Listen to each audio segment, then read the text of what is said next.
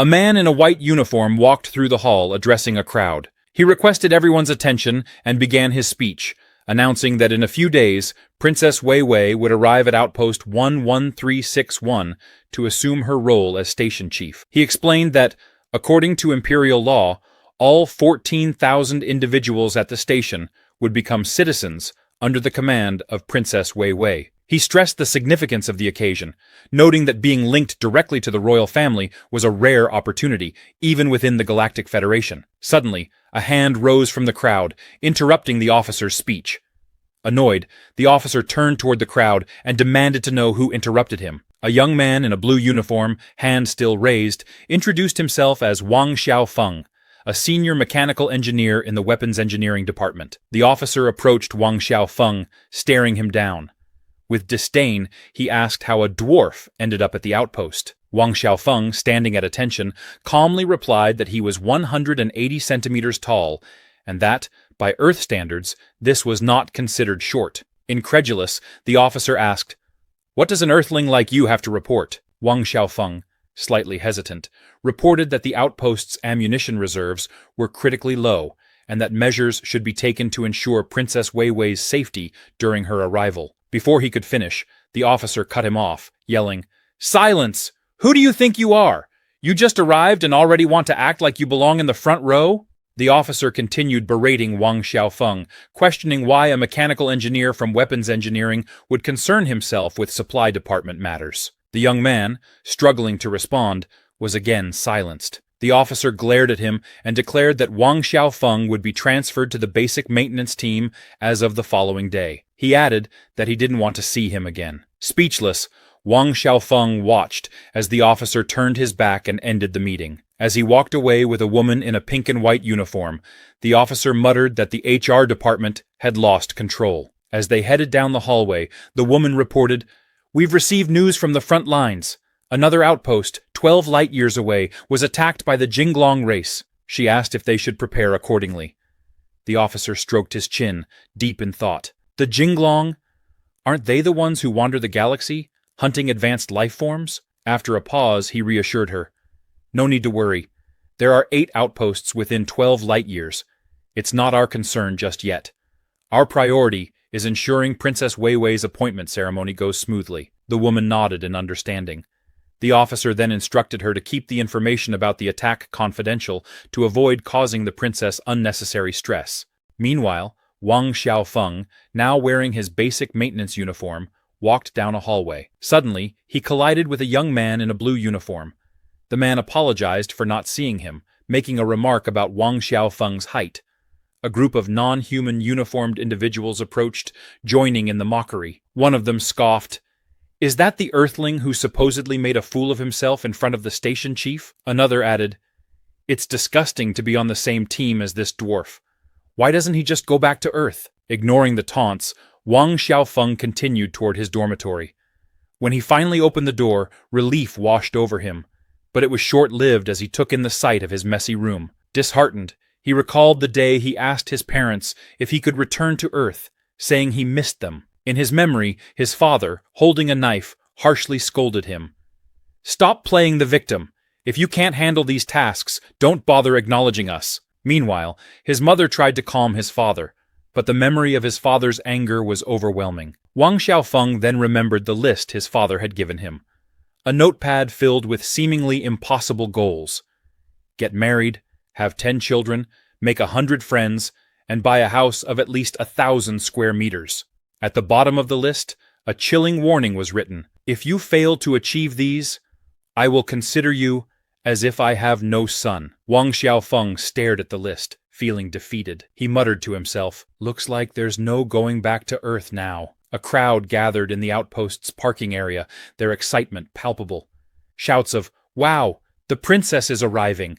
echoed as the spaceship landed. The crowd erupted into cheers, calling out, "Your Highness, the princess!" A beautiful maiden with silver hair, dressed in a regal purple outfit, gracefully descended from the ship. This was Princess Wei Wei, the much-talked-about royal of the Galactic Empire. The crowd cheered her name, pledging their support for her leadership. Princess Wei Wei, now standing on solid ground, acknowledged the crowd with a smile as she walked the red carpet. flanked by a tall, imposing man with blonde hair and gleaming armor. He was introduced as Li Ke, the Imperial Royal Knight. Standing before the crowd, Princess Wei Wei proudly introduced herself as the 133rd Princess of the Galactic Empire. Among the crowd, two individuals exchanged comments. One marveled at the fact that she was the new station chief, while the other declared their continued loyalty to her. Satisfied, Princess Wei Wei addressed them, proclaiming that from this day forward she had her own territory and subjects. Though she considered herself an illegitimate princess, she acknowledged that her new position granted her rare real power. The outpost, though remote, was rich in mineral resources, promising great profit. With a hint of arrogance, she commanded the commoners to work hard to secure her throne. Li Ke, sensing her overconfidence, leaned in and warned, "This place is not like the imperial capital, princess. Be cautious with your words and actions." Irritated, Princess Wei Wei snapped, "I know that already. You don't need to keep reminding me." However, her regal air was quickly shattered when she tripped over something on the ground and fell. Li Ke immediately knelt beside her, concerned. "Are you all right, Your Highness?" he asked gently. Embarrassed, the princess looked around anxiously. "Did anyone see that?" she groaned, wincing in pain. As she struggled to her feet, leaning on her knees, she angrily demanded, "Who's the idiot that left trash in the hallway?" Li Ke glanced around and, spotting someone, replied, "If I'm not mistaken, it must be him." He gestured toward Wang Xiaofeng, who was quietly putting tools away in a locker, unaware of the scene. Still irked, Princess Wei Wei complained, "I thought this outpost was supposed to be filled with elites. Is he also one of them?" Li Ke observed Wang Xiaofeng for a moment before saying, "Judging by his stature, he must be a primitive earthling." Princess Wei Wei approached Wang Xiaofeng, calling out, "Shorty, what's your name?" Startled, Wang Xiaofeng turned to her, holding a tool in his hand. "Do you need something?" he asked, unsure of what was happening. The princess looked him over, momentarily captivated by his appearance. Pointing to a backpack on the floor, she demanded, "Is this yours?" Wang Xiaofeng nodded. "Yes, it is." "You made me trip over it!" she accused, her tone sharp. "How do you plan to compensate me?" Panicked, Wang Xiaofeng apologized profusely, insisting that it wasn't intentional. With a mischievous glint in her eye, Princess Wei Wei touched his cheek with her index finger. "Of course," she said, "I might forgive you, if you show some sincerity." Confused, Wang Xiaofeng asked, "What do you mean by sincerity?" Realizing her intent, he quickly added, "Please wait a moment." The princess crossed her arms, smiling smugly. "Using my position to ask for favors never fails," she thought. Moments later, Wang Xiaofeng stood and handed her a small card. "Here, princess. Please accept this." Princess Wei Wei took the card and examined it. "What's this?" she asked, puzzled. Wang Xiaofeng, closing his eyes in a humble gesture, explained, "It's a voucher for the second cafeteria. You can exchange it for a luxurious seafood buffet. I've been saving it for a long time, but never had the courage to use it." Princess Wei Wei stared at him, incredulous. "Are you joking?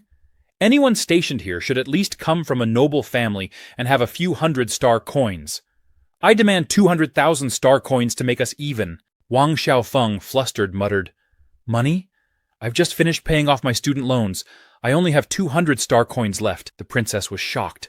How could someone be so poor? She thought, astonished. Despite her own status, she couldn't help but find the situation somewhat amusing. From a distance, two onlookers admired the princess, commenting on her beauty. Meanwhile, Li Ke gently reminded her, "Your Highness, intimidating the staff might not be good for our reputation." The princess, raising her voice slightly, retorted, "I know that already." She then turned to Wang Xiaofeng with a smile. "I was just messing with you. It's impressive that someone so young is already a mechanical engineer." Wang Xiaofeng, visibly relieved, admitted, "That joke really scared me." Still smiling, Princess Wei Wei declared, "From now on, we're friends." She waved goodbye, adding, "I've got things to do, but feel free to reach out if you ever need anything." As she walked away, Wang Xiaofeng, still awestruck, commented, "The princess is really kind." But the moment was cut short when a group of people began glaring at him. Two women berated him, with one saying, "She's a royal noble who will live over 1,000 years. There's no way she'd be friends with someone like you." The other added, "Learn some self-awareness." Wang Xiaofeng shrunk back, embarrassed, as the crowd's disdain weighed on him. Bro, it's remarkable how much smaller our hero is compared to the rest of the staff, I thought. In her private living quarters, Princess Wei Wei punched a teddy bear in frustration. If I see that shorty again, I'll teach him a lesson, she fumed. Just then the officer entered, addressing her. Your Highness, is everything all right? What's going on? She demanded. The officer reported, a portal has been discovered near the outpost, and a large number of Xinglong are emerging from it, rapidly advancing toward us. I've made preparations for your evacuation, Your Highness. Princess Wei Wei's face turned serious. Evacuate? The station crew is fighting to defend the Empire's borders, and as Princess and Station Chief, I cannot abandon them, she continued. This outpost has the most advanced space defense equipment in the Empire. It's as fortified as a space fortress, and there's no safer place in this star system. I will stay and face the Xinglong with my crew. The officer, though concerned, accepted her decision. Back in the command room, he began to panic as reports came in. The Xinglong had used a portal to travel directly from 12 light-years away. One agent, alarmed, reported, a large number of gigantic life forms are rapidly approaching. 500, 550, 600 and counting. Another, shocked, announced, the number has surpassed 1,000. Suddenly, another alert came in. We've detected a high-risk target. It's likely the Xinglong King. The officer's face drained of color. Pacing back and forth, he muttered, even the Xinglong King has appeared? The target is clear. They're after the princess. To them, the star power of royalty is an irresistible lure. The officer recalled the day the outpost was established, boasting that it once had the most advanced defense system comparable to a space fortress. A fleet of heavily armed robots once floated in space, demonstrating the outpost's former might. Back then, they truly had the power to confront the Xinglong. But now, after a century without a single attack, the outpost had decayed. Defense funds had been siphoned off for years, leaving the system little more than a hollow shell. Bitterly, the officer concluded that their defenses were no longer reliable. Urgently, he ordered the activation of the outpost's self-destruct sequence and the immediate evacuation of the crew. Block the princess's signal receiver, he added. One of the men, confused, asked, what about the princess? The officer's response was cold and calculated. She fought bravely until the last moment, protecting the crew during the evacuation, and perished along with the outpost. After all, the Xinglong are after her. I can't be blamed. Cynically, the officer reminded everyone that they had all benefited from the misappropriated funds. If an illegitimate princess dies, I'll be demoted at worst. But if the embezzlement is exposed, we'll all spend the rest of our lives in prison. So choose wisely. One of the agents confirmed the order. The station crew has been notified. Evacuation is underway. Another coldly confirmed. Self-destruct is set to activate in 1 hour. Meanwhile, a horde of Xinglong of various sizes approached the outpost from a nearby star system. At the front of the swarm was their king, standing out with his blue armor adorned with red accents. His humanoid body had black dragon wings, a horn atop his head, and a menacing gaze. The disaster-level Xinglong King, a star space monster, weighed a staggering 89,000 tons. As the horde advanced, the battle finally began. Li Ke, piloting a fighter ship, barked orders at the soldiers. Prepare for battle. We can't let these disgusting reptiles reach the outpost. A squadron of robotic soldiers flew in formation through space, responding in unison, Yes, sir! The Xinglong King, sensing an irresistible aroma from the outpost, launched himself into the fray, smashing through several combat robots with ease. As the chaos unfolded, soldiers shouted, Run! And called for help as the massive creature approached. Li Ke, frustrated by the panic around him, shouted, What are you doing just standing there? This is the Xinglong King. Get a line of fire set up now. But one desperate soldier reported, Sir, the weapons are out of ammunition. The reserve magazines are empty, and the combat suits aren't equipped with tactical knives. Li Ke cursed, realizing that the outpost had no decent weapons. Is this a mission or a suicide run? He muttered bitterly. In the back of his mind, he questioned whether the deputy chief had arranged for the princess to evacuate earlier, suspecting that he had known everything from the start. Combat robots clashed with the Xinglong in an uneven battle. One of the robots, panicked, warned, The princess is in danger. Meanwhile, the Xinglong King scoffed at the attacking robots. Space junk, he muttered, searching for the royal he sought.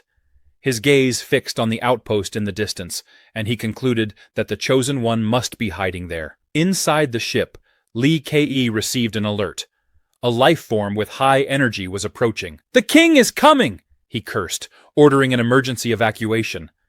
The Xinglong king tore through the outpost, destroying robots in his path. "Get out of my way!" he bellowed. As chaos spread, a message blared through the outpost's communication system, announcing the imminent self-destruct and urging everyone to evacuate in an orderly fashion. Explosions erupted as soldiers ran in panic.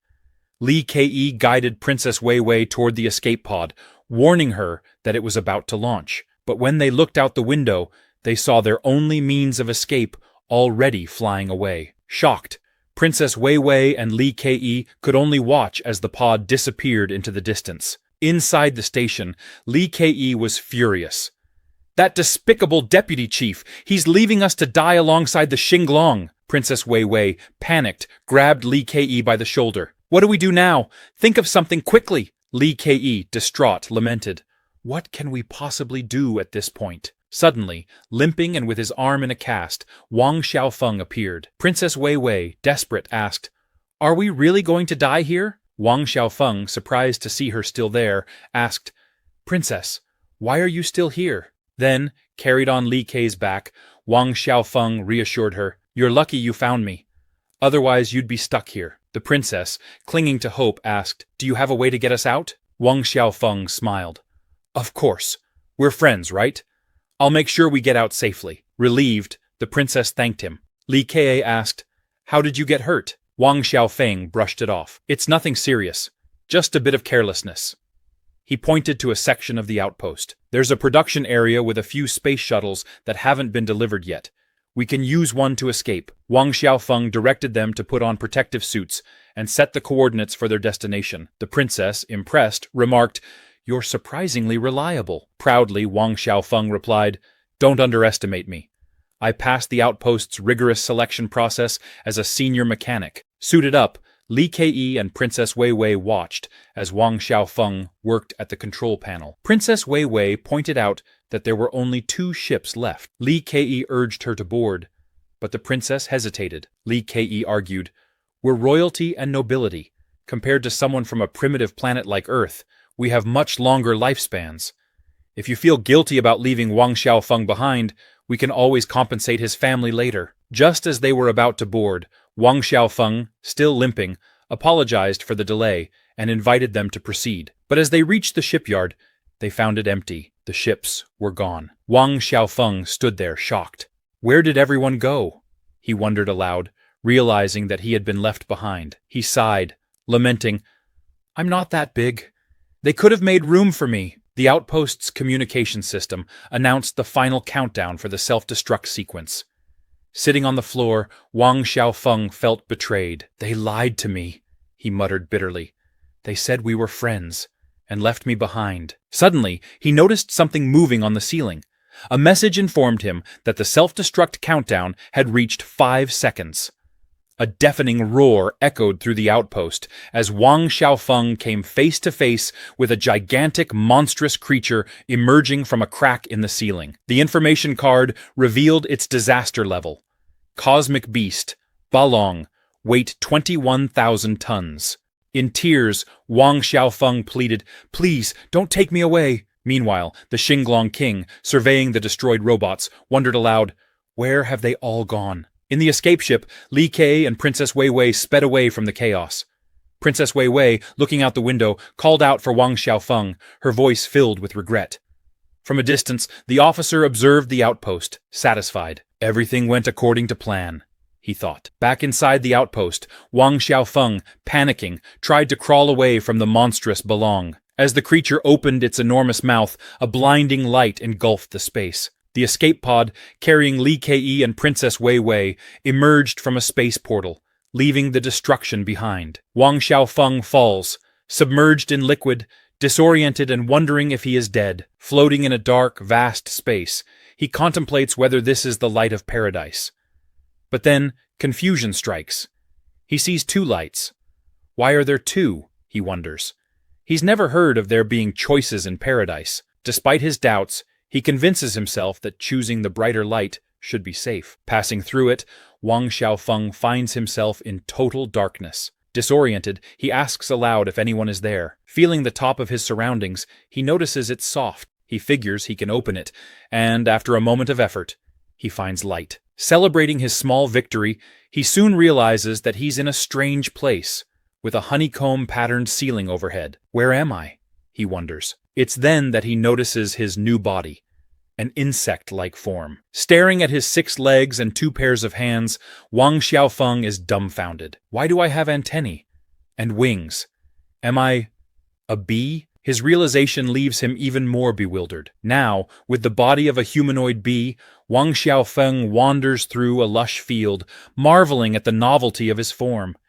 He wonders if he should go search for nectar, jokingly buzzing and calling himself a hard-working little bee. He eventually finds himself on a cliff, gazing at floating islands and a brilliant blue sky. "Wow," he exclaims, mesmerized by the stunning landscape. Touching the soil with his front legs, Wang Xiaofeng remarks on how fertile and pure the land is, untouched by pollution. His thoughts drift back to Earth, his home planet, a place blanketed in a deep purple haze, with radioactive seas and terrifying mutant creatures. Earth's atmosphere is so toxic that the average life expectancy is a mere 40 years. He wonders wistfully what Earth might be like if it were as pristine as this place. Meanwhile, 3 brightly colored bees observe Wang Xiaofeng from a distance. One of them remarks that he looks like a newly emerged drone bee. As they approach, Wang Xiaofeng, confused, asks what they intend to do. One bee confirms he really is a drone bee. The humanoid bees seem fascinated by him. One of them comments, "It's the first time I've seen such a small drone." Another suggests that he must be the first drone born to the queen. A third bee excitedly exclaims, "He's so cute!" Wang Xiaofeng, flustered by their attention, asks, "Are you talking about me?" The bees curiously approach him. One asks his name, while another, intrigued, requests permission to touch him. Awkwardly, Wang Xiaofeng introduces himself. "I'm Wang Xiaofeng." He smiles, thinking to himself how popular he has become. Cheeks flushed, he allows them to touch him, saying, "It's okay if it's just a touch." However, the situation quickly escalates. One bee squeezes his cheek, marveling at how soft his skin is. Before he knows it, a whole group of humanoid bees piles on top of him, causing Wang Xiaofeng to cry out for help. A voice interrupts the chaos. Another bee approaches and sternly asks what they are doing, reminding them that they all have work to do. Panicked, one of the bees warns, "That's the Queen's Guard!" The group of bees immediately scrambles off Wang Xiaofeng, apologizing as they rush back to their duties. Wang Xiaofeng, lying on the ground, tries to process what just happened.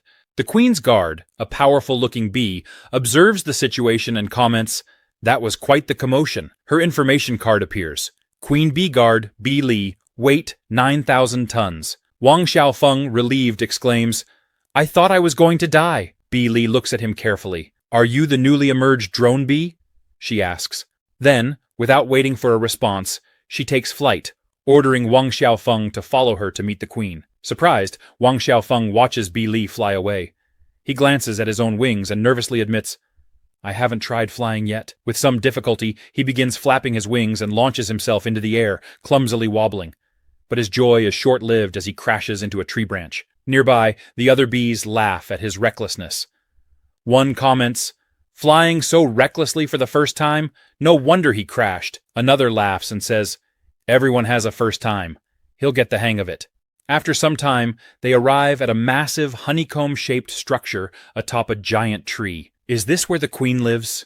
Wang Xiaofeng asks, eyeing the structure with suspicion. Something feels off to him. At the entrance, a group of humanoid bees armed with spears stands guard. One of them addresses Bee Li, calling her captain, and asks if she shouldn't be resting today. Bee Li, with Wang Xiaofeng in tow, explains that the new drone bee has emerged and that she's taking him to see the queen. Wang Xiaofeng shyly greets the guards as they are allowed to pass. Walking through the corridors of the structure, Wang Xiaofeng feels uncomfortable as many humanoid bees stare at him. Surrounded by worker bees, he wonders aloud why they are all female and asks where the other drones are. One bee responds, "You didn't know?" Another explains, There are over 3,000 bees in this hive, but you're the only drone. Wang Xiaofeng, shocked, thinks, over 3,000 female worker bees.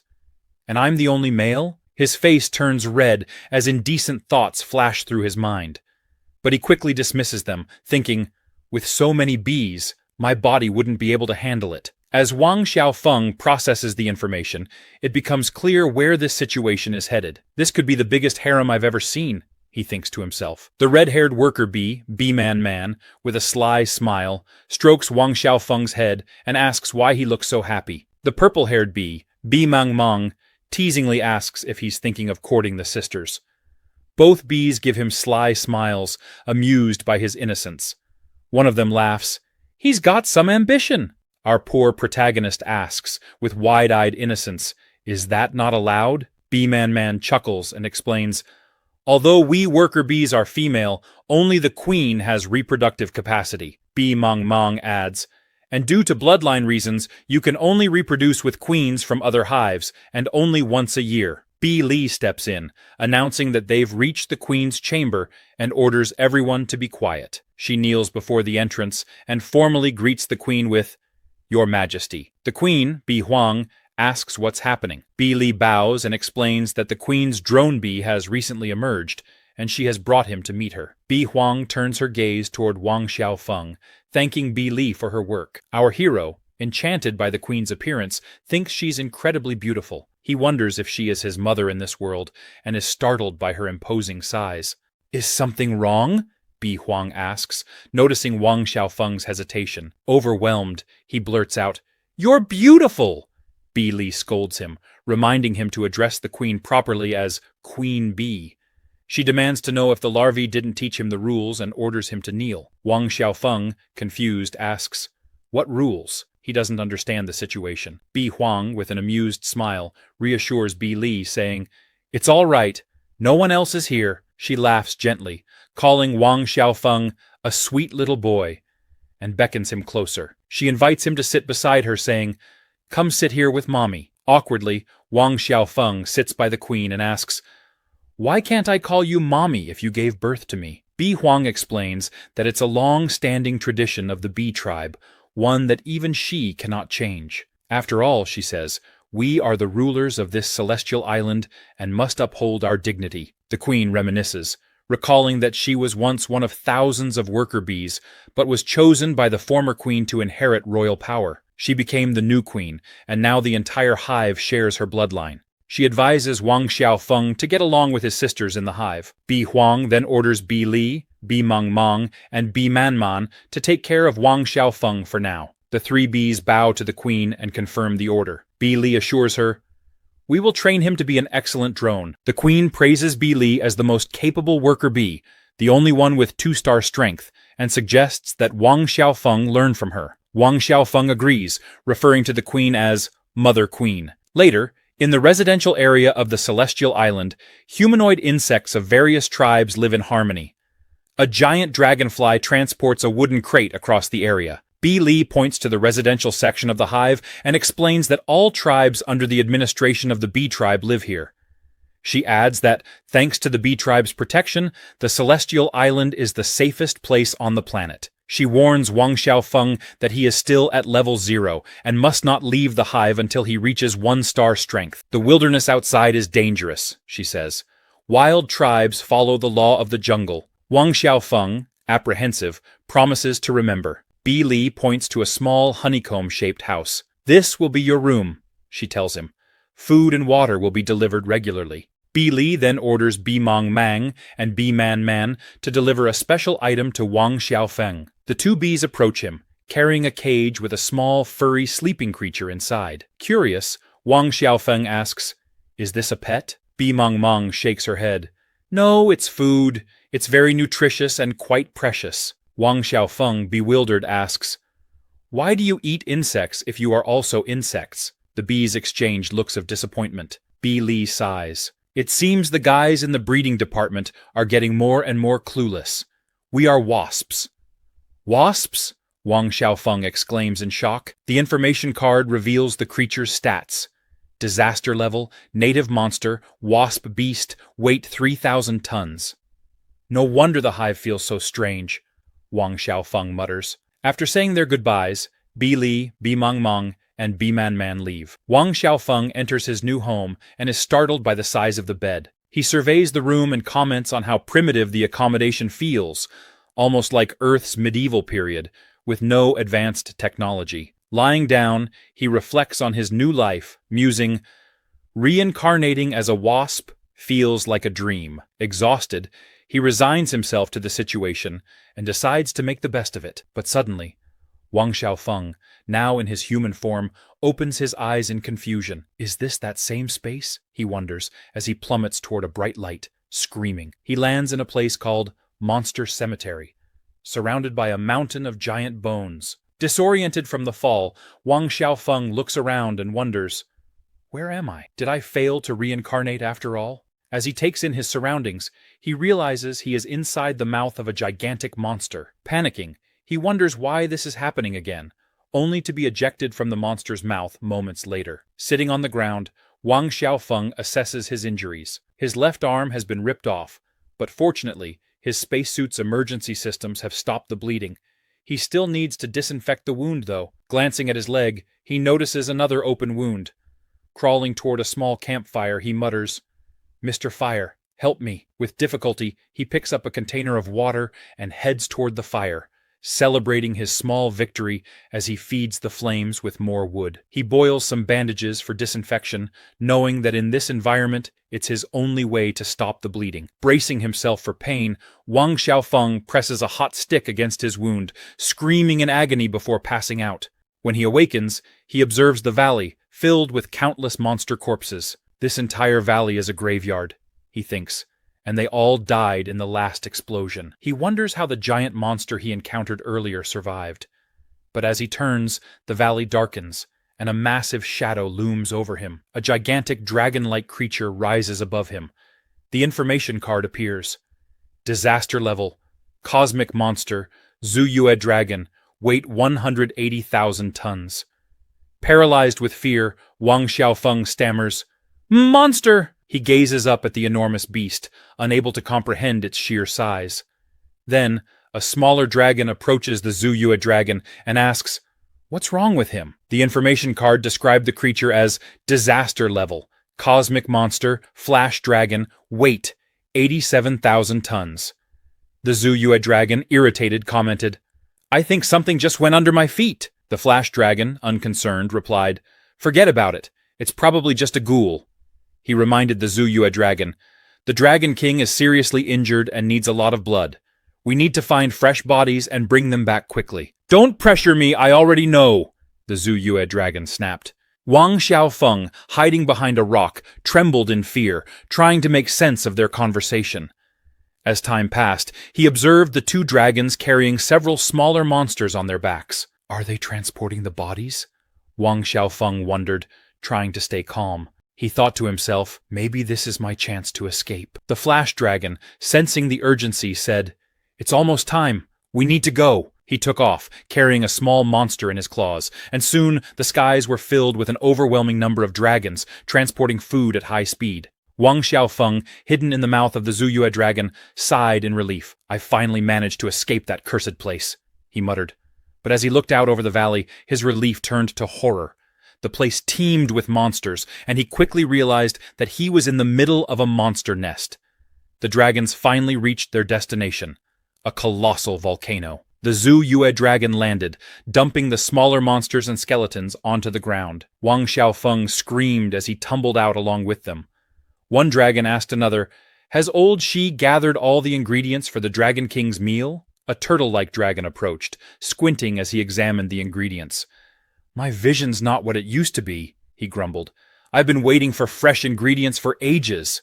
Wang Xiaofeng, hiding among the other creatures, panicked as he tried to figure out what to do. But then, the turtle dragon excitedly spotted him, or so Wang Xiaofeng thought. The turtle dragon grinned, delighted with his find. "This fresh ingredient is perfect," he said, heading toward the cauldron. Wang Xiaofeng nearly had a heart attack, but to his surprise, the turtle dragon wasn't aiming for him. It was after the dinosaur he was hiding behind. Wang Xiaofeng let out a sigh of relief as the turtle dragon took the dinosaur instead. This old guy must have terrible eyesight, Wang Xiaofeng thought as he took the opportunity to run. The turtle dragon, now preparing the ingredients for the Dragon King's meal, said, "With these ingredients, the meal should be ready after boiling for a few more minutes." Wang Xiaofeng hid behind the leg of another creature, feeling safer for the moment. But his relief was short-lived. The smaller monsters nearby spotted him. One pointed in surprise. "A human!" it exclaimed. The others stared at Wang Xiaofeng, confused and curious. "What's a human doing here?" one asked. Another commented, "He looks delicious." A blue-horned monster holding a cup was startled. "Why is there a human here?" it demanded. The creatures quickly grew hostile. "Catch him!" one of the monsters ordered. "Don't let him escape!" Panic set in as Wang Xiaofeng ran for his life. When will this nightmare end? He thought. Just as a dinosaur was about to crush him, he remembered his spacesuit's safety airbag. The airbag inflated, cushioning the impact of the dinosaur's stomp and flinging Wang Xiaofeng into the air. He flew through the air, landing headfirst into the turtle dragon's cauldron. The turtle dragon, unaware of Wang Xiaofeng's presence, carried the cauldron toward a dark cave. One of the monsters watching said, "Isn't that pot for the Dragon King's long quan soup?" Another silly beast confirmed, "Yes, it is." The blue monster tried to intervene, calling out to the turtle dragon to stop. But before they could do anything, a massive dragon stepped in front of them, radiating fury. "You dare to rebel in the Dragon King's palace?" it bellowed. The information card appeared. Disaster level, level 7, Cosmic Monster, BIE Dragon. Weight, 1.3 million tons. The smaller monsters cowered in fear, quickly denying any intentions of rebellion. They pointed to the turtle dragon, accusing him of putting a human in the pot. The BEIE dragon roared in anger, scoffing at the idea of a mere human being present.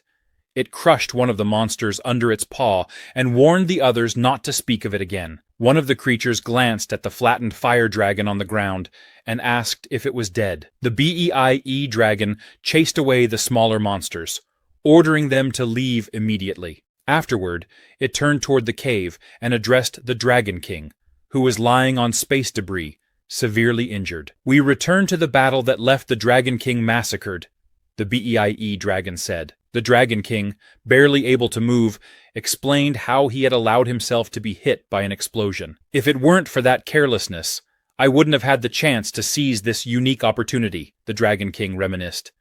300 years have passed, and during that time I've made no progress in my power. But the opportunity for a breakthrough is right in front of me. He glanced at the unconscious Princess Wei Wei, trapped inside her escape pod. All I need to do is absorb her star power. The Dragon King warned the BEIE dragon, "While I recover, no one must approach. In this weakened state, my power could easily be stolen." The BEIE dragon vowed to protect the Dragon King with his life. Meanwhile, the turtle dragon poured the contents of the cauldron, including Wang Xiaofeng, into a gigantic organic container resembling a womb. The Dragon King's body, split in half, floated inside the container. Wang Xiaofeng, submerged in the reddish liquid, cried out for help as he struggled to make sense of the situation. The turtle dragon, pleased with its work, celebrated. "My task is complete. At last, these old bones can rest." Exhausted, Wang Xiaofeng muttered to himself, "I wish everything would just be destroyed, my miserable life included." It was clear that Wang Xiaofeng had reached his limit. After everything he had been through in just 24 hours, his exhaustion was beyond belief. Out of nowhere, Wang Xiaofeng's consciousness shifted. He slowly opened his eyes, finding himself back in his bee body. Confused, he got out of bed and immediately felt a sharp pain. He touched his face and realized that part of his mandible was broken. Reflecting on his situation, Wang Xiaofeng wondered, "If I've been reincarnated, why are my two bodies connected?" He concluded that whenever one body was awake, the other must be asleep. Wang Xiaofeng rejoices at the thought, speculating that he might have become some kind of supreme being with two bodies. "Wow," he thinks, "I didn't see that coming." But soon after, his face falls as he laments the condition of his human body, covered in wounds and possibly dead by now. Then, relieved, Wang Xiaofeng celebrates the fact that he's just an earthling, and for the moment, everything seems fine. He smiles to himself, rejoicing in the thought that he now holds a noble position surrounded by beauties, and declares that this is where he truly belongs. But just as he begins to settle in, his stomach growls loudly. He remembers he hasn't eaten since entering his new wasp body. He glances over at the gift the bees gave him, the insect in the cage, and wonders if the wasp inside is really edible. Oh no. Look at that psychopathic grin on his face, you might think. How terrifying. Wang Xiaofeng grabs the food in his hand, but just as he's about to dig in, the little moth inside the cage begs him not to eat her. Surprised that the moth can talk, Wang Xiaofeng decides to follow local customs and try a small bite. He sinks his teeth into the creature, immediately making a face. Does it taste like raw shrimp? He wonders, as the little moth cries out, "I'm dying!" But don't worry, our hero isn't that cruel. Wang Xiaofeng spits it out, complaining about the horrible taste. The moth, in shock, asks what happened. She starts crying, lamenting her fate. How cruel life is, that she's not only going to die, but also be called disgusting before she even gets eaten. Annoyed by the moth's constant whining, Wang Xiaofeng sighs. "Enough already. It's too noisy.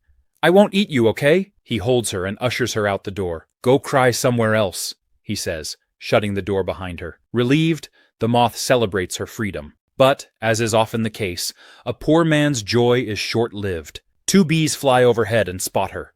One of them points and says, "Look, there's a plump moth in front of that house." The moth, hearing this, panics. She knocks frantically on Wang Xiaofeng's door, calling him Big Brother and begging him to let her back in. Wang Xiaofeng opens the door and asks, "Why are you back?" Grabbing his leg, the moth pleads, "I'm a good person. Please take me in." Wang Xiaofeng, reluctant, explains that he's hungry and needs to eat first. But in the end, he lets her back inside, curious why she ran so far. The moth nervously suggests, "Lord Wasp, if you don't like to eat meat, why not try a pollen cake?" Wang Xiaofeng is intrigued and asks if she has any. The moth nods, explaining that her little sister makes excellent pollen cakes. Now, outside the residential area, Wang Xiaofeng, still hungry, asks if they can't just fly to her house. The moth warns against it, saying that flying could draw the attention of the queen's guards. She then points to a strange flower and says it's called the Twilight Flower. Excitedly, she offers a petal to Wang Xiaofeng, saying that while it's a long walk to her house, the flower can help curb his hunger. Wang Xiaofeng eats the petal and remarks that it's sweet, not bad at all. Feeling better, he thanks the moth, and they continue on their way. As they approach a hole in a tree, the moth explains, "This is where my sister can cook for you, Lord Wasp." Wang Xiaofeng asks if she gets along with her sister. The moth smiles and replies, "She's my most precious treasure." But as they arrive, the scene turns grim. A large, demonic-looking wasp is beating up a smaller insect who begs for her little brother to be returned. The wasp punches the poor thing, sending her flying. The info card reveals disaster level, mud monster, weight 7,800 tons. The evil wasp coldly declares, "It's too late. By now your little brother is probably already in some lord's belly." Wang Xiaofeng is shocked by the wasp's cruelty. The moth rushes to her sister, worried. "Are you hurt?" she asks. The little sister introduces herself as Xiao Yue, and the moth reassures her, "Don't worry, you're safe now." She demands the evil wasp leave her house. The giant wasp, intrigued, approaches. "Didn't I sell you off? How did you survive and get back here?" she asks, salivating at the sight of her. "As food, you should know your place. Running away from being eaten is a crime punishable by death." The situation escalates. Wang Xiaofeng orders the giant wasp to stop, explaining that he brought the little moth here himself. "If you have a problem, deal with me," he says sternly. The giant wasp is taken aback and wonders, are they from the wasp tribe? The moth, overjoyed, thanks Wang Xiaofeng and calls him Lord Wasp. Our hero, trying to stay humble, tells her, "Just call me Xiaofeng." The giant wasp, now kneeling before him, apologizes profusely, saying she didn't know they were friends of his. Wang Xiaofeng, confused by the sudden shift in behavior, asks why the wasp knelt. The moth explains, "The wasp tribe is one of the rulers of the celestial island. The queen holds the power of a king, and no insect dares to offend anyone from the wasp tribe. Wang Xiaofeng declares that the little moth is his friend and orders the giant wasp to stop intimidating her. The wasp agrees, retreating, but wonders how a male wasp from the wasp tribe ended up here, befriending food like the moth. Yue, the moth's sister, thanks Wang Xiaofeng for his help. He shrugs it off, saying it was no big deal, but then the giant wasp pauses. Suspicious, she questions whether Wang Xiaofeng is accompanied by worker bees or if he escaped alone. A wicked grin spreads across her face as she licks her lips. "This is an unexpected surprise," she says. Back in the residential area, the bees search for Wang Xiaofeng. "His sisters want to take him to the city," they say, confused as they find his bed empty. Bee Man and Bee Mang wonder where he could have gone, while Bee Li, irritated, curses him for escaping again. Observing the footprints, she scolds, "That idiot ignored us and fled the city." Meanwhile, Wang Xiaofeng is enjoying a meal. He praises the pollen cakes, saying, "Each one has its own unique fragrance. The food here is really good." Yue, touched by his praise, blushes. But when Wang Xiaofeng jokingly comments that the meal could use some meat, the moths freeze in horror. Yue panics, offering to cut her own flesh to repay Wang Xiaofeng's kindness. Startled, Wang Xiaofeng leaps up and grabs the spear from her hands, apologizing for the misunderstanding. He reassures her, "You're my friend. I don't want you to get hurt because of me." The little moth, who had never experienced kindness before, looks up at him, teary-eyed. "Friends?" she asks. Wang Xiaofeng grins and replies, "Yes, we're friends." The giant wasp barges into the room, scoffing at their sentimentality. Irritated, Wang Xiaofeng demands, "What are you doing here?" The giant wasp explains that she's here to invite Lord Wasp to visit the mud wasp tribe's territory. Wang Xiaofeng rudely declines, saying, "I don't need your invitation." The giant wasp, angered, threatens him. "If you don't accept the invitation, don't blame me for using force." She then orders the horned beetle to fetch Wang Xiaofeng and bring him back. The horned beetle confirms the order. Disaster level, native monster, horned beetle beast, weight 13,000 tons. Wang Xiaofeng reassures Yue and her brother, promising that he will take care of the situation. The horned beetle lunges at Wang Xiaofeng. With confidence, Wang Xiaofeng boasts that he is a master back on Earth, capable of defeating 10 people at once. As the horned beetle attacks, Wang Xiaofeng dodges, feeling triumphant. He delivers a powerful blow to the beetle's belly, followed by a kick. But maybe the blows weren't so strong after all. The horned beetle remains unfazed as our hero desperately tries to land even a scratch. Confused, Wang Xiaofeng asks the beetle, "Don't you feel pain?" In response, the horned beetle grabs Wang Xiaofeng by the face. Our poor hero panics and begs, "Let go! My head is going to be crushed!" Yue and her brother tremble in fear, helpless as they watch Wang Xiaofeng's situation worsen. The giant wasp coldly orders, "Take them away, horned beetle." The beetle complies, dragging Wang Xiaofeng along. Yue, in a panic, asks Wang Xiaofeng if he's okay. Seeing him unconscious, she pleads for him to be unharmed. The giant wasp scoffs, mocking Wang Xiaofeng for thinking he could defeat a one-star horned beetle with such low power. When Wang Xiaofeng regains consciousness, still in pain, he groans, "I almost died."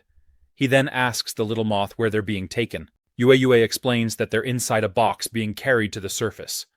Alarmed, Wang Xiaofeng shouts, "The surface?" Yue nods and warns, "The surface is inhabited by dragon beasts, a very dangerous place." Wang Xiaofeng, recalling his previous encounters with dragons, nervously asks, "What are dragon beasts? Are they like dinosaurs?" The moth explains that her grandfather once spoke of the dragon beasts, saying they came from beyond the sky. Long ago, the insects lived on the surface, but after the dragon beasts invaded, a great war broke out.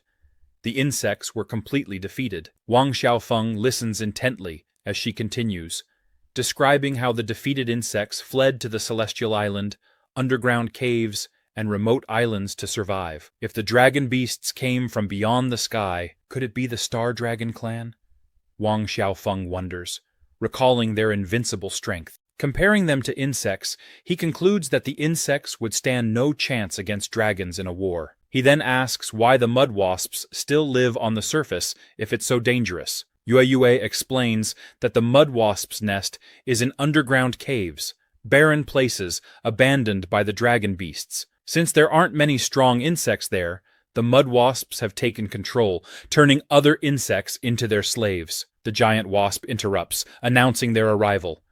She invites Wang Xiaofeng to meet her sisters, boasting that they will love him. Our hero, struggling with the tight ropes binding him, realizes he has no chance of escaping. As they descend, Wang Xiaofeng sees other creatures working in chains and deduces that they are slaves of the mud wasps. The giant wasp warns him, "If you don't behave, you'll end up just like them." Wang Xiaofeng observes their miserable state, noting that the slaves are all covered in wounds. Soon, the giant wasp calls her sisters to show off her catch, a male wasp from the wasp tribe. Her sisters are overjoyed.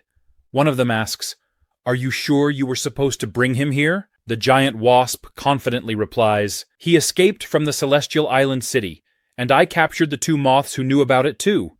There's no problem." Wang Xiaofeng, confused, wonders why he always seems to end up surrounded by females wherever he goes. One of the wasps begins caressing his cheeks, commenting on his soft, delicate skin. "Although he's a bit young," she says, "after some time, he'll definitely grow into a handsome young man.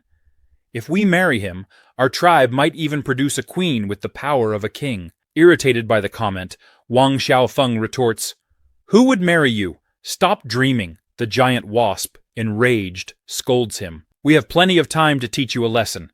It won't be long before you beg us." She drags Wang Xiaofeng through the dark forest, telling him to hurry up. Our hero, trying to make sense of his situation, meanwhile, two insects, one a massive dung beetle and the other a powerful praying mantis, watch from the shadows. The dung beetle, disaster level, native monster, dung beetle beast. Weight, 35,000 tons, grumbles. "Those mud wasps are getting too bold, kidnapping a male wasp from the wasp tribe." The praying mantis, disaster level, native monster, praying mantis beast. Weight, 8,600 tons, agrees, remarking, "They're courting death." The dung beetle suggests that this might be a golden opportunity to lure the wasp tribe into action. With the wasp tribe's involvement, the end of the mud wasps will be near, but the praying mantis is cautious, warning, "Inviting the wasp tribe could be like inviting wolves into our house. If we drive out the mud wasps, we might end up as slaves to the wasps ourselves." The dung beetle acknowledges her concern, but insists, "With our strength alone, we can't shake the mud wasp's dominance. We'll judge the wasp tribe's trustworthiness after an investigation." Back to Wang Xiaofeng, the giant wasp throws him onto the ground and declares, "This is the bottom layer of the underground mine. No one can save you here." She orders him to stay put and think things over. "Once you've learned your place, your sister will come to get you." Wang Xiaofeng, frustrated, curses the giant wasp, calling her an old hag and stating that he would never fall for someone like her. "Look, the way my testosterone is surging these days, I wouldn't turn anything down," he muses to himself. "But what can you do? Meat always seems to fall on a vegan's plate." The giant wasp, enraged, retorts, "Brat." She then challenges Wang Xiaofeng. "Let's see how long you can keep up that act." Our little bee, defiant, declares, "I'd rather die than surrender." Suddenly, Yue and the little moth rush toward them, screaming for Wang Xiaofeng. He asks if they are locked up too. Nearby critters notice their presence, murmuring in surprise. One creature remarks, "Is that a wasp?" The Heracross nods, confirming, "It really is a wasp. It's rare to see one here." Wang Xiaofeng turns to the little moth and asks, "Who are these creatures?" The moth explains, "They're all residents of the underground mine." She waves her arms with a smile, introducing them as her friends. A happy, plump caterpillar introduces herself as Mao Mao, while a shy Heracross, awkwardly scratching his head, says, "I'm Stinkbug." Wang Xiaofeng laughs at their unusual names, amused by the diversity of the creatures. The moth assures him, "Everyone here is friendly," and Yue thanks them for taking care of her and the others. Mao Mao, ever cheerful, comments, "I've heard of the mud wasps. They've got a lot of nerve kidnapping a wasp." Stinkbug agrees, predicting, "Once the wasps arrive, the mud wasps are finished." Wang Xiaofeng, silently reflecting, realizes that he escaped the celestial island secretly. The other wasps have no idea that he's been captured, so no rescue is coming, he concludes, and apologizes to the creatures. I'm afraid I can't be much help. Mao Mao gently reassures him. Don't worry. We've all been trapped here for so long, we're just venting. Don't take what we say too seriously. Just then, the leader of the insect prisoners, the dung beetle, arrives. He confidently declares that it may not be impossible to lure the Wasp clan's army here. The surrounding creatures gasp in surprise at his presence. The dung beetle, huge and intimidating, states, "If we help Lord Wasp escape, all we need to do is get him safely back to the Celestial Island." Wang Xiaofeng, awestruck by the size of the dung beetle, remarks, "He's even bigger than Queen Bee Mother." The little cockroach nearby begs Wang Xiaofeng, "Lord Wasp, please overthrow the Mud Wasp clan's rule and help us escape this suffering." Wang Xiaofeng, panicking, responds, "I'm too weak. I can't do that." The dung beetle reassures him, "We'll protect you with our lives. You just need to bring reinforcements, and the mud wasps will fall." But our hero shakes his head. "Even if I escape, the Mud Wasp clan won't let you all go. Are you sure you can really handle them?" Yue calls out to Xiaofeng, urging him to reconsider. Moved by the plight of the creatures, Wang Xiaofeng reflects on his own past. "They're so humble, so hopeless," he thinks. "Just like I once was, wishing someone would help me." With renewed resolve, Wang Xiaofeng turns to the dung beetle. "What do I need to do?" At the exit of the underground mine, two wasps chat about the rumored arrival of a male wasp. One of them quips, "The sisters will be blessed with the arrival of a male from outside." Meanwhile, the praying mantis sneaks through the mine, skillfully avoiding detection. The dung beetle explains to Wang Xiaofeng that this is the flower mantis, the only insect with strength comparable to his. He proposes a plan. He will distract the guards while the flower mantis helps Wang Xiaofeng escape. Our protagonist agrees, trusting the dung beetle's strategy. He introduces himself to the flower mantis and asks, "Please take care of me." The flower mantis turns to Wang Xiaofeng and gravely states, "The future of the underground mine insects depends on you." The dung beetle bids farewell, reminding them to be cautious. Some wasps, alerted to the situation in the mine, signal the other insects to follow them. The flower mantis explains, "There are 30 mud wasp guards at the exit. The dung beetle managed to distract 15 of them, and I'll handle the rest." She warns Wang Xiaofeng, "The mud wasps react quickly. If they sense something's wrong, they'll surround us. Stay close." Wang Xiaofeng nods in agreement. Then, in a breathtaking display of agility, the flower mantis leaps into action, rocketing upward. Wang Xiaofeng watches in awe. Two mud wasp guards notice her arrival, baffled by her presence. "What's that insect doing here?" one demands. "Get down immediately!" But there's no time for negotiation. The flower mantis strikes with incredible speed, her graceful movements overwhelming the guards. One mud wasp, struggling to keep up, cries out, "What's going on?" The remaining guards, sensing something wrong, shout to the others, "Someone's trying to escape!" But before they can act, the flower mantis unleashes a flurry of devastating blows, cutting down each guard with precision. The fallen wasps whisper in disbelief, "She's too fast!" And while the few remaining guards scramble to recover, the flower mantis continues her assault, effortlessly defeating them with swift, calculated strikes, like a skilled master at work. She even has time to humiliate them, walking slowly through the chaos she has created, cool and composed. How did this praying mantis even get caught in this place? Wang Xiaofeng wonders, still in awe of her power. The flower mantis looks back and calls to Wang Xiaofeng, "Come on, let's go." Wang Xiaofeng climbs with difficulty, watching the flower mantis fight the mud wasps.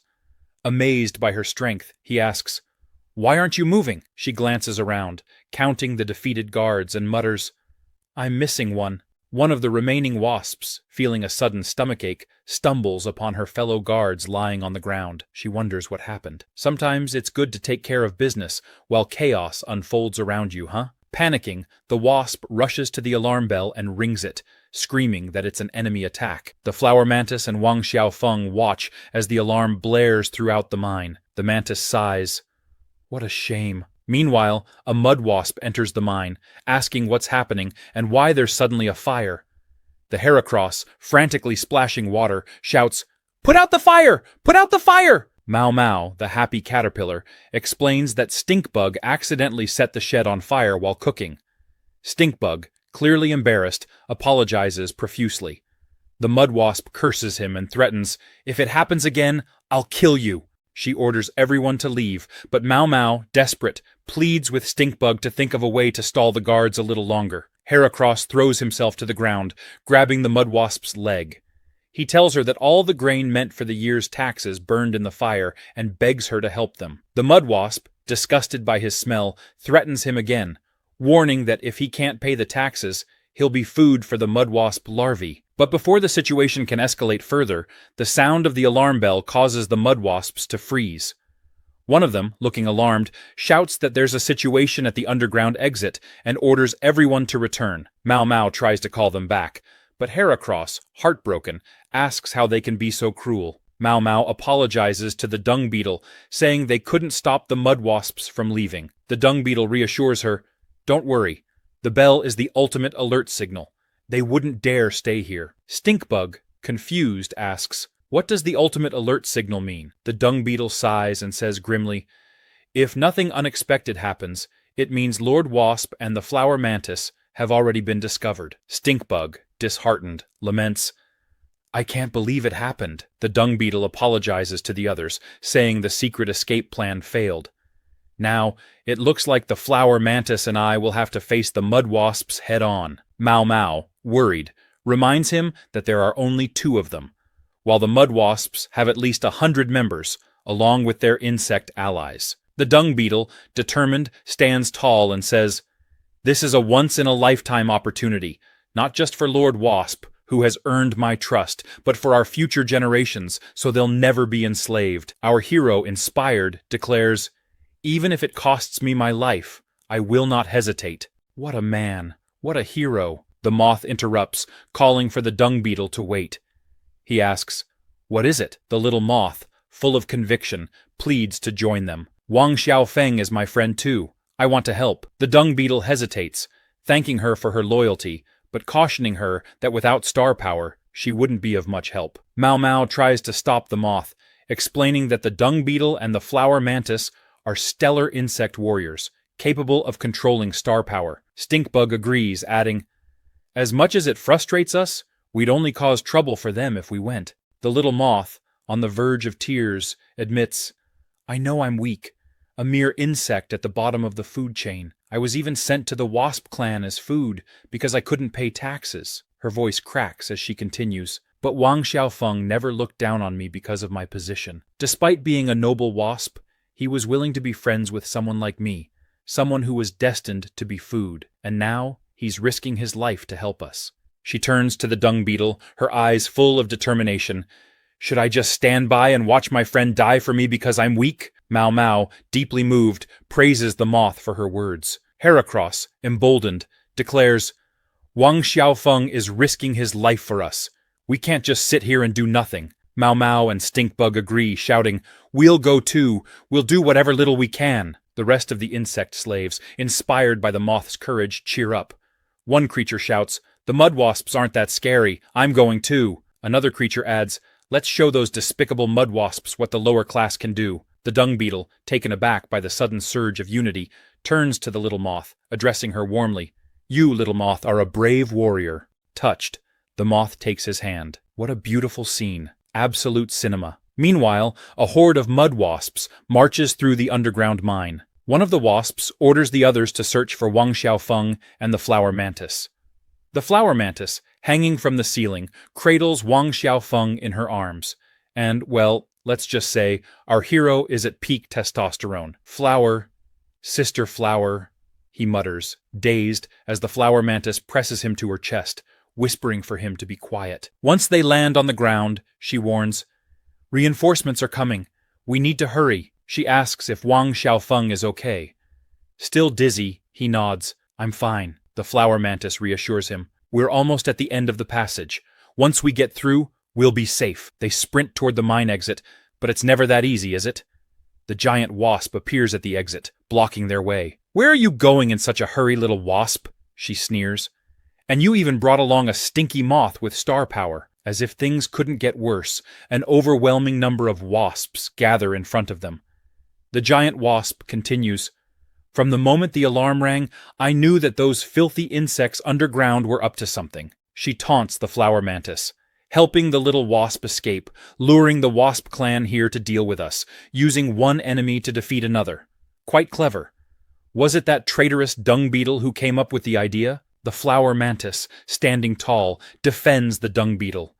He's no traitor! The giant wasp, enraged, curses the flower mantis, telling her to shut up. The mantis, resolute, orders Wang Xiaofeng to step back. I'll handle them, she says. Wang Xiaofeng, concerned, tells her to be careful. As the flower mantis prepares for combat, facing a not-so-fair fight, our hero slips away behind her.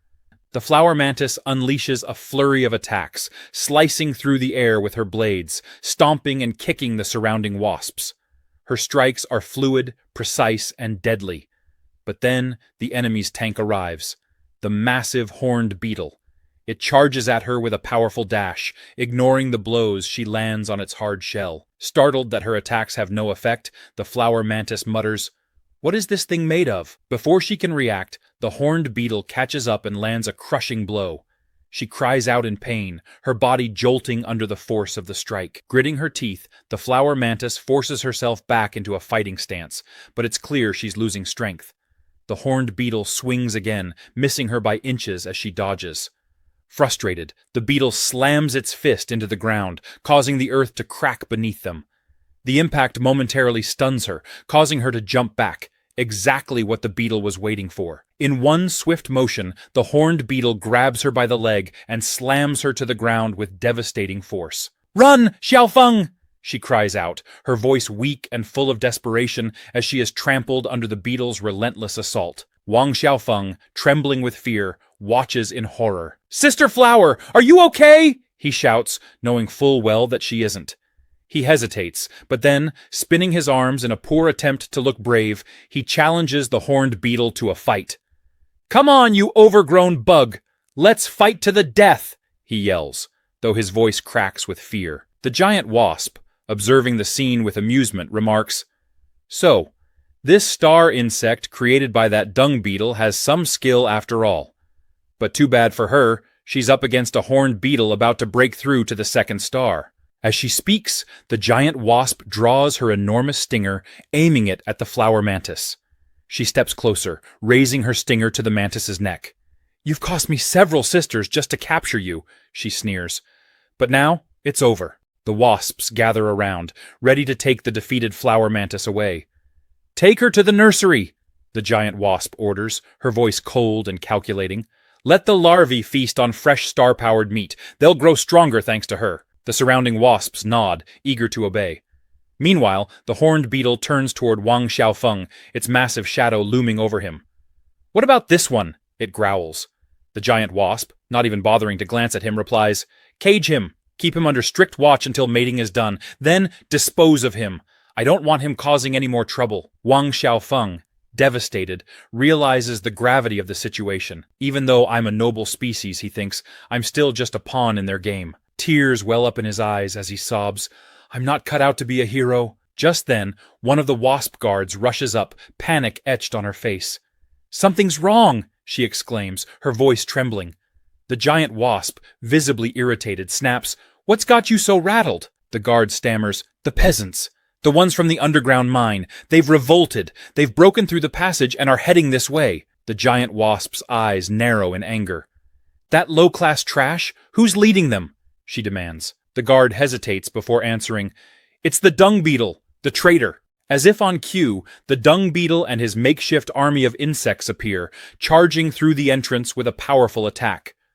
The ground trembles as the horde of insects flood into the space, ready for battle. Amid the chaos, the little moth flies ahead, shouting, "I'm here to help you, Wang Xiaofeng." Wang Xiaofeng, still in his moment of despair, looks up, surprised to see the insect uprising. The sight of the little moth leading the charge brings a flicker of hope back into his eyes. The battle between the mud wasps and the underground insects is about to begin, and for the first time, Wang Xiaofeng realizes he might not be as alone as he thought.